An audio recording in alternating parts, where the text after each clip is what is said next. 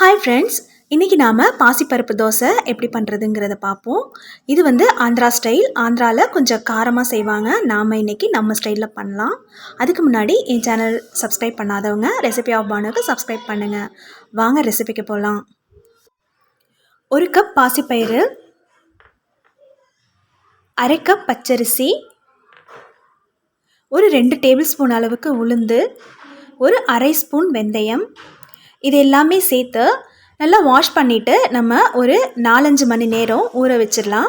நீங்கள் நைட்டு செய்கிற மாதிரி இருந்தால் காலையிலேயே ஊற வச்சுருங்க.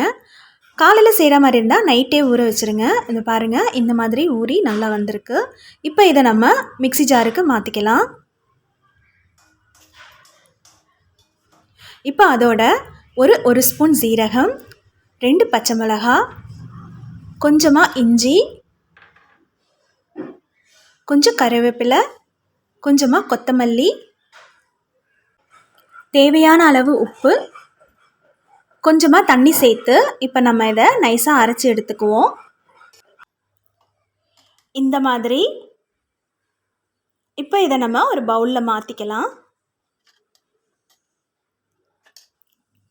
அரைச்சது திக்காக இருந்துச்சுன்னா கொஞ்சமாக நம்ம தண்ணி சேர்த்துக்கலாம்.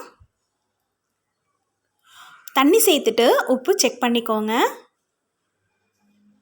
இப்போ பாருங்கள், இந்த அளவுக்கு இருக்கணும். இப்போ சூடான தோசைக்கல்லில் இப்போ இந்த மாவை ஊற்றி எடுத்துடலாம். முதல்ல வெங்காயம் தேய்ச்சிட்டு இப்போ நம்ம தோசை ஊற்றிக்கலாம்.